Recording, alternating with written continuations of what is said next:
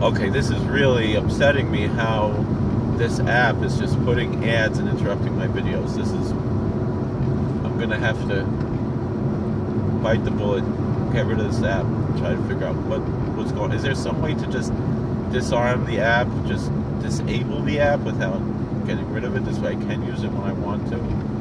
It won't give me ads while just randomly and interrupt other stuff that I'm doing.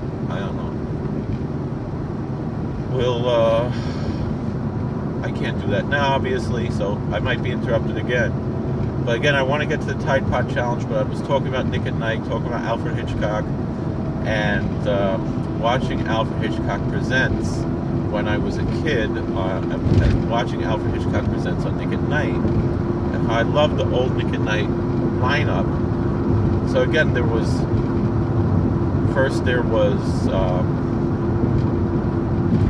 now the roads are pretty good. First there was usually F Troop, then there was Get Smart, and then there was Dick Van Dyke Show. That's a great show. My kids are getting into that show because it's on Hulu and Netflix, and it's really, when I was a little kid, that's how I wanted to live. You know, I wanted to be Rob Petrie from the Dick Van Dyke Show. I used to comb my hair like him. You know, that's what kind of nerd I was. And then there was the Mary Tyler Moore Show, which I also enjoyed. And maybe it was a little bit too grown up for me when I was a kid, but I enjoyed that. And then my goal was to be asleep around that time, around Mary Tyler Moore Show, maybe just after Mary Tyler Moore Show. And the next show would be Dragnet, which I usually also stayed up watching. That would be at 10 o'clock, and then at 10:30 was Alfred Hitchcock. So if I was still up for Alfred Hitchcock, I had a conundrum. I had a quandary about being up for Alfred Hitchcock. I'm talking about, I was like 9 years old, 8 years old, and I loved watching these old shows from the 50s and 60s. Most of those shows were from the 60s. Some were from the 70s.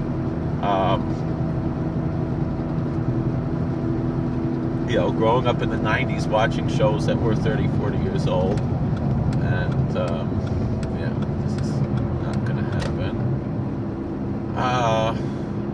So Alfred Hitchcock would spook me out. But I loved the beginning of the show when he would usually tell some kind of wry British joke, with that type of humor. I loved that part. He would make fun of the commercials, make fun of the advertisers. So if I was still up by 10:30, I wanted to see Alfred Hitchcock's joke at the beginning of the show, but I didn't want to watch the show because I was afraid I'd have nightmares. And so I would try to fall asleep during that commercial break, and most of the time it would work. However, if I was up for the show, I would have to see the whole show, because usually the show would end with a happy ending. Whatever the episode was, most of the Alfred Hitchcock Presents episodes had happy endings. And then I wouldn't have a nightmare. And so I'd have to stay up essentially till about 11 or, 10:50, and then I would be conked out the next morning for going to school then. This was what kind of nerd I was, and I still am today. But it's something that's been throughout my whole life. And obviously, if I was living in the era of Tide Pod challenges, I would be so arrogant against people who engage in such sophomoric stupidity. Now I'm maybe a little bit more open-minded and compassionate than I was when I was a kid. But I want to talk about this Alfred Hitchcock again. A few more comments. I remember there was an Alfred Hitchcock episode that was written by Ray Bradbury. I showed it to my daughter, my second daughter. She kind of likes scary things, but she was also spooked out by this episode, and maybe I shouldn't have shown it to her. I was around her age when I saw it, and it was written by Ray Bradbury, and it was about a little boy who was raising mushrooms in his basement because all the other kids in town were doing it. And it was basically Invasion of the Body Snatchers that, the mushrooms were actually aliens trying to take over people's brains. And at the end, spoiler alert, it doesn't have a happy ending. He turns into an alien and his eyes are like glowing, and I thought that was really scary. And he's like, come mother, eat some of the mushrooms, because if you ate the mushrooms, your brain would be taken over by the aliens. It was basically Invasion of the Body Snatchers.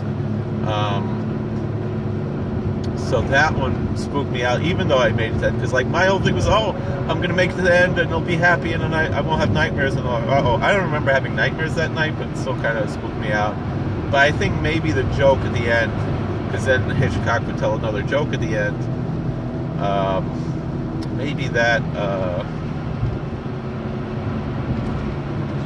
fixed it all for me. Maybe then I felt okay. I don't remember, but I just remember that was one episode of Alfred Hitchcock Presents that did not have a happy ending. And then one other thing for a 90s kid that I kind of wanted to talk about there was on Saturday night you had Snick, right? Saturday Night Nick. Instead of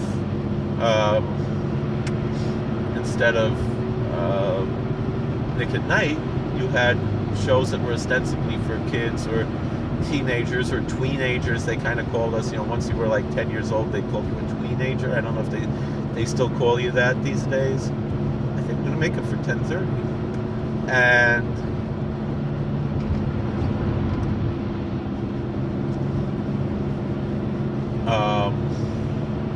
it was a similar thing. What was on Snick? It changed all the time. But when I was a kid watching it, I remember Are You Afraid of the Dark was one of they had Ren and Stimpy, Clarissa Explains It All. That was a cool show. They had, sometimes they had the Nicktoons, like Doug, Ren and Stimpy, some of those. Rugrats, that's a brilliant show. Rugrats is one of the best shows ever. Pete and Pete, also, I got to meet Pete and Pete at Chiller. That's also an amazing show. Brilliant show, probably one of the smartest shows on TV at the time.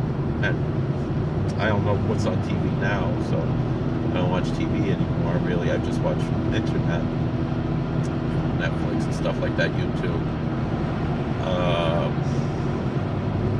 Mostly old show. The only really new Netflix show that I got into was really just the old shows, the new Mystery Science Theater 3000. But they didn't really have Pete and Pete on Stick. They had Roundhouse. I kind of liked that when I was a kid. Later on, then they had All That and Keenan and Kel. Keenan and Kel was like exactly like the Abbott and Costello show, and if you could actually hear the lyrics, they mentioned something about Abbott and Costello in the lyrics. That was one of the few things that I kind of got from the lyrics of Keenan and Kel. But that was a cool show, and it really took the same Abbott and Costello show routine where they came out on stage in front of the curtain, and then they did the show, and at the end they were also in front of the curtain on the stage. Fun stuff. What else was there? There were all kinds of shows. A lot of them were later. I didn't watch them later on, but there was Are You Afraid of the Dark? And Are You Afraid of the Dark had that same issue that we had with Alfred Hitchcock, and it's interesting, how I had that same psychology of Alfred Hitchcock and Are You Afraid of the Dark, because Are You Afraid of the Dark also would end with happy endings usually. And so if I was still up for Are You Afraid of the Dark, I didn't think I could go watch something else. There really wasn't anything else on, that I could remember back then. I could put on a tape or something else. I had plenty of tapes. I still have all those tapes. Even though I don't know if I have a working VCR or not, I probably do. I don't know. But Are You Afraid of the Dark? I'd be scared if they, unless I made it to the end, and the end was a happy ending.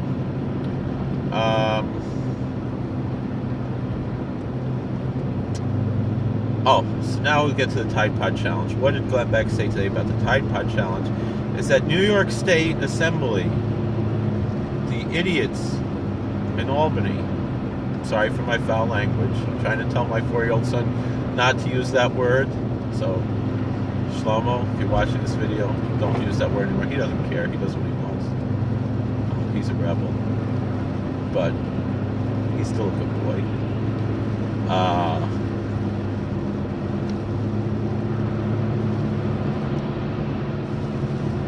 This stupid Tide Pod challenge thing. And I know I think I have a subscriber who I also subscribe back to, who I think is actually a frum person,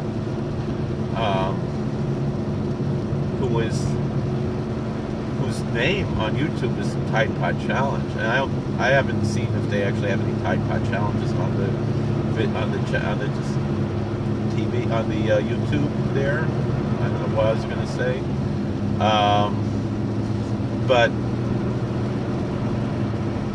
Glenn Beck was saying that the New York State Assembly, and I live in New York State. I kind of wish I lived in Pennsylvania. Maybe if I get a new job in Pennsylvania, I might just move there. I might move to Scranton, up around Besmedrash. I don't want to step on from Goldstein's toes, but he doesn't have his own Besmedrash either. He would probably bring his folks to daven by me if I would open a Hamish Chassidish Besmedrash, Koblenzer Besmedrash, Besmedrash Chabsir the Koblenzer, so I want to call it. I'm at my exit, but the roads are pretty scary. The exit is pretty scary. But he said that the New York State Assembly wants the Tide Pods now to be individually wrapped in order to discourage people from swallowing the Tide Pods. And he said that this year there have been, so Glenn Beck said the statistics are this year there have been about 80 cases of people swallowing Tide Pods. So it's not that many. You know, I think a lot of people are smart enough when they make these YouTube videos to just pretend that they're swallowing it, you know, and not actually swallow it. I mean, they're too big to swallow. How do you swallow something that big? I don't know. But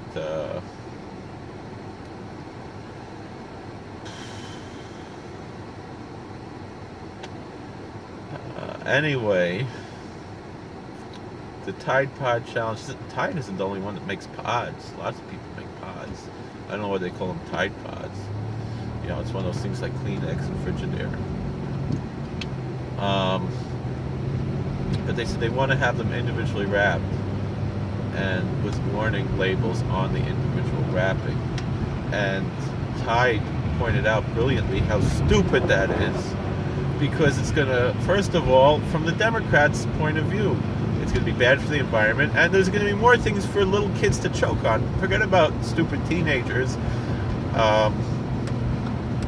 But you know, little kids. If you're a parent and you have common sense, you put the Tide Pods up high. All right, sometimes little kids climb up, but they're really not that interested, as far as I know, in Tide Pods as much as they are in like actual candy. Kids aren't that dumb.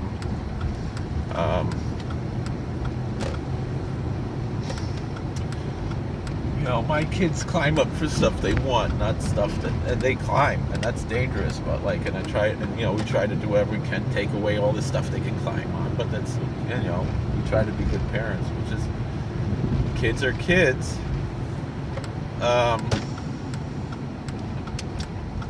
10:26, I arrived at RPC. Pretty good. So, Tide Pod Challenge. I think I agree with Glenn Beck.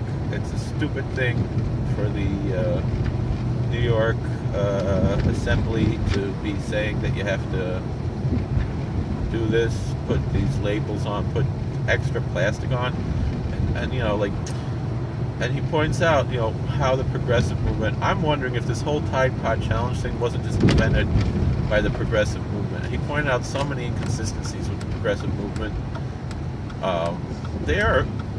I would love to hear some positive argument about the progressive movement. Sure, there have been good things in the progressive movement. Women's suffrage is a good thing. But there are a lot of stupid things from the progressive movement, like prohibition. And we're going back to the prohibition era, really, when we engage in this type of nonsense. So let me know if you have any other comments, like, share, and subscribe, yada yada yada. Nick at Night, Tide Pod Challenge, Snick, all kinds of good stuff to talk about. I wish I was living in the era of Snick and Nick at Night and not in the era of Tide Pod Challenges. But the fact of the matter is, I don't believe, if there's only 80 people who have actually swallowed Tide Pods this year, it's not an epidemic, and the New York State Assembly should just shut the blank up. And I was going to say hell, and I blanked myself from hell. That's what a nerd I am. Thank you for watching. Please like, share, and subscribe, comment, and all the rest. Take care.